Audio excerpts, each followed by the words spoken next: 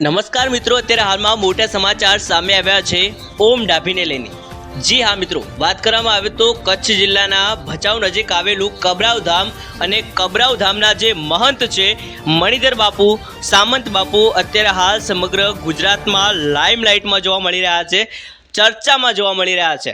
જી હા મિત્રો, તેમના લાખો અને કરોડો ભક્તોની વચ્ચે જે મણિધર બાપુ છે સામંત બાપુ છે એ અત્યારે હાલ ચર્ચામાં આવ્યા છે અને મણિધર બાપુએ અત્યારે હાલમાં મોટા ખુલાસા કરી નાખ્યા છે। જી હા મિત્રો, વાત કરવામાં આવે તો મણિધર બાપુના જે ચર્ચામાં આવવા પાછળનું કારણ એ છે કે થોડા સમય પહેલાં એ પ્રકારની ઘટના બની કે બાપુની દીકરી છે એનું અપહરણ થયું છે, એ પ્રકારના સમાચાર સામે આવ્યા હતા। પરંતુ ત્યારબાદ તરત જ સોશિયલ મીડિયામાં ફોટો વાયરલ થયા અને એ ફોટામાં જે બાપુની દીકરી છે એ ઓમ ડાભી સાથે જોવા મળી રહી હતી અને મેરેજ સર્ટિફિકેટ પણ વાયરલ થયું હતું અને બંને છે એ ભાગીને લગ્ન કરી લીધા છે, એ પ્રકારના સમાચાર સામે આવ્યા હતા। ત્યારે મિત્રો વાત કરવામાં આવે તો આ ઓમ ડાભી નામનો જે વ્યક્તિ છે એ બાપુનો બહુ નજીકનો માણસ માનવામાં આવતો હતો અને એ પણ જેવો તેવો માણસ નથી। તે ત્યારે ચર્ચામાં આવ્યો હતો કે તેણે રોકડા પૈસે મિત્રો લાખો રૂપિયાની કિંમતની ફોર્ચ્યુનર ગાડીની ખરીદી લીધી હતી। એટલું જ નહીં, એવા પણ સમાચાર સામે આવ્યા છે કે જે આ ઓમ ડાભી છે એનું નેટવર્ક એ છેક દુબઈ સુધી જોડાયેલું છે।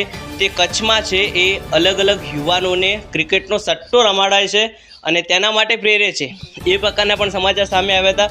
આ પ્રકારની ઘટના બનવા પાછળ જે સામંત બાપુ છે મણિધર બાપુ છે એમને પણ અલગ ખુલાસાઓ કર્યા છે, મોટા ખુલાસાઓ કર્યા છે।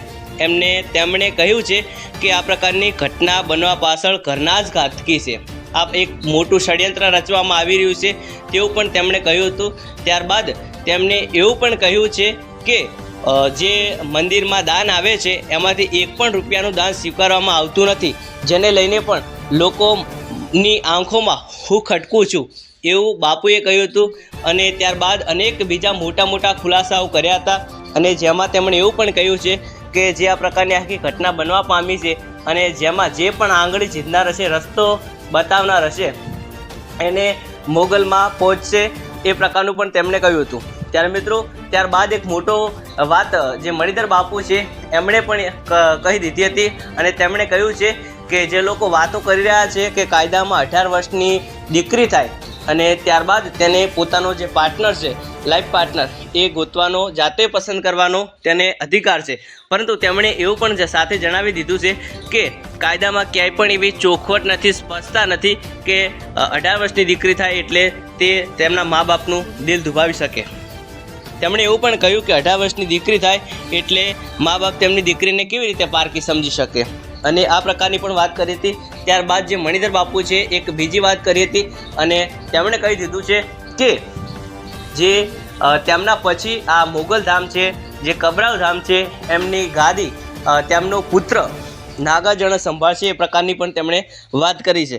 ત્યારે મિત્રો આ વિશે અંગત તમારું શું માનવું છે, તમારું શું કહેવું છે, કમેન્ટ કરીને જણાવજો। વિડીયો ક્યાંથી જોઈ રહ્યા છો પણ જણાવો। મળશું નવા